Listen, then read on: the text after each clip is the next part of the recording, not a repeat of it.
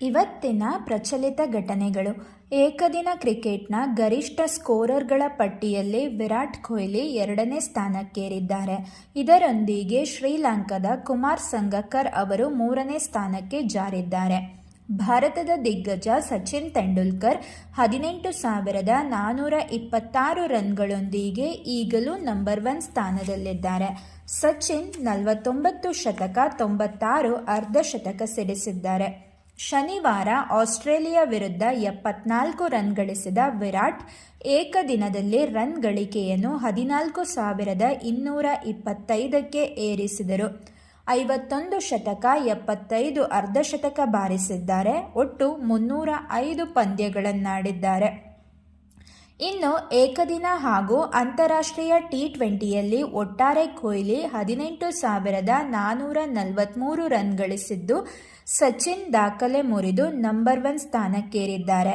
ಸಚಿನ್ 18,436 ರನ್ಗಳು, ಸಂಗಕ್ಕರ್ 15,616 ರನ್ಗಳು, ಭಾರತದ ರೋಹಿತ್ ಶರ್ಮಾ 15,589 ರನ್ ಗಳಿಸಿದ್ದಾರೆ. ಆಸ್ಟ್ರೇಲಿಯಾ ವಿರುದ್ಧ ಏಕದಿನದಲ್ಲಿ ಕೊಹ್ಲಿ 2,525 ರನ್ ಗಳಿಸಿದ್ದು ಈ ಸಾಧನೆ ಮಾಡಿದ 3ನೇ ಆಟಗಾರ. ಏಕದಿನ ಕ್ರಿಕೆಟ್ನ ಚೇಸಿಂಗ್ ವೇಳೆ ಅತಿ ಹೆಚ್ಚು ಬಾರಿ 50+ ರನ್ ಕಲೆ ಹಾಕಿದ ಆಟಗಾರರ ಪಟ್ಟಿಯಲ್ಲಿ ಕೊಹ್ಲಿ ಅಗ್ರಸ್ಥಾನಕ್ಕೇರಿದ್ದಾರೆ. ಕೊಹ್ಲಿ 70 ಬಾರಿ ಈ ಸಾಧನೆ ಮಾಡಿದ್ದು 69 ಬಾರಿ ಸಾಧಿಸಿರುವ ಸಚಿನ್ ರನ್ನು ಹಿಂದಿಕ್ಕಿದರು.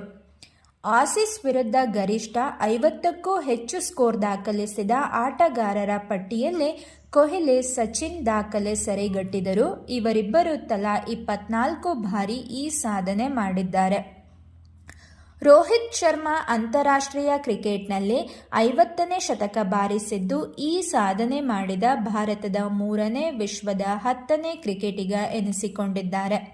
ಶನಿವಾರ ಆಸ್ಟ್ರೇಲಿಯಾ ವಿರುದ್ಧ 121 ರನ್ ಗಳಿಸುವ ಮೂಲಕ ಏಕದಿನ ಕ್ರಿಕೆಟ್ನಲ್ಲಿ 33 ಶತಕ ಗಳಿಸಿದ್ದಾರೆ.